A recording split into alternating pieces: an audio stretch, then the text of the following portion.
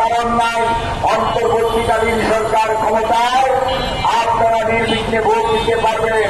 যদি আপনারা সচেতন না থাকেন তাহলে মনে রাখবেন এই স্বৈরাচারের দোষররা, কর্তৃত্ববাদীর দোষররা আপনার আমার ভিতর ঢুকে পড়ে বিভিন্নভাবে আমাদের এর উদ্দেশ্য অর্থাৎ বাংলাদেশে একটি স্বাধীন সার্বভৌম রাষ্ট্র হিসাবে পৃথিবীর মানচিত্রে থাকবে। বাংলাদেশে কর্তৃত্ববাদী শাসনের কোনদিন কোনো উত্থান হবে না। বাংলাদেশের নতুন প্রজন্ম, আগামীর ভবিষ্যৎ, তারা তাদের জীবনের চাকরি যানবাহনের নিশ্চয়তা পাবে।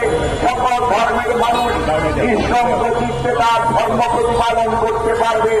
সর্বোপরি আইনের শাসন প্রতিষ্ঠিত হবে এবং জনগণ দ্বারা নির্বাচিত প্রতিনিধিরাই আগামী দিনে নির্ধারণ করবে দেশের স্বাধীনতা, সার্বভৌমত্ব তথা দেশ পরিচালনার দায়িত্ব তাদেরকেই দিবে। সেজন্যই বাংলাদেশ জাতীয়তাবাদী দল এই 12 দলীয় উৎসাহ সমমনা দলগুলোকে সাথে নিয়ে যুগপথ আন্দোলনে যারা সম্পৃক্ত ছিল সবাইকে নিয়ে 25 দফা কর্মসূচি আমাদের ভারপ্রাপ্ত চেয়ারম্যান জনাব তারেক রহমানের নেতৃত্বে ঘোষণা করেছে। এই লক্ষ্যেই আগামী বাংলাদেশ কি ধরনের হবে, স্বাস্থ্য ব্যবস্থা কি হবে, আইনের শাসনের কি অবস্থা হবে, কৃষি ব্যবস্থা কি হবে এবং জনপ্রশাসন কি হবে, সর্বোপরি মানুষ কিভাবে তার প্রয়োজনে তার যে ভাত কাপড় এবং আপনার খাদ্যের যে চাহিদা অর্থাৎ মৌলিক চাহিদা কিভাবে মেটানো যাবে তার প্রতিটি জিনিসই কর্মসূচিতে সকল বিএনপি সহ সকল গণতন্ত্রকামী রাজনৈতিক দল একত্রিতভাবে তেইশে জুলাই সেটি ঘোষণা করেছে। অর্থাৎ এটি হচ্ছে আগামী দিনের বাংলাদেশের ভবিষ্যৎ রূপরেখা।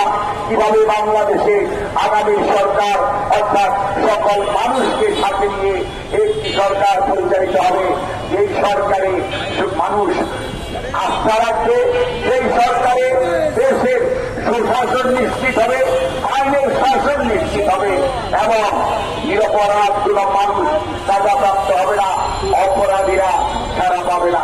কাজেই এই ধরনের একটি সামাজিক অবস্থা, এই ধরনের একটি বন্দোবস্তের জন্যই আমরা লড়ছি। 12 দলীয় জোট লড়ছে, বাংলাদেশ জাতীয়তাবাদী দল লড়ছে। আমাদের আহ্বান থাকছে আপনাদের প্রতি, আমরা দেশের মানুষকে সম্পৃক্ত করে এমন একটি ইস্পাত কঠিন ঐক্য গড়ে তুলব যার মাধ্যমে কোন অবস্থাতে বেশিবাদ তো দূরে থাক, বেশিবাদের দোষররাও যাতে কোন ফাঁক ফোকর দিয়ে সেখানে ঢোকার কোন সুযোগ না পায়।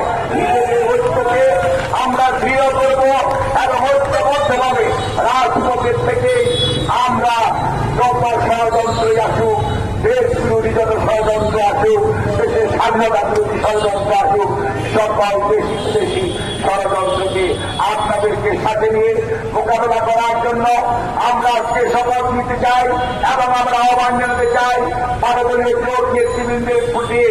আপনারা অতীতেও গণতন্ত্র পূর্বের আন্দোলনে আমাদের সাথে ছিলেন, এখনো আছেন। ইনশাআল্লাহ আগামী দিনে বাংলাদেশের মানুষকে একটি সুখী সমৃদ্ধ আগামী বাংলাদেশ তারেক রহমানের নেতৃত্বে পরিচালিত হবে। সেই সময়েও ইনশাআল্লাহ আপনাদেরকে পাশে থাকবো। আল্লাহ আমাদের সহায় হন। আপনাদের সবাইকে ধন্যবাদ।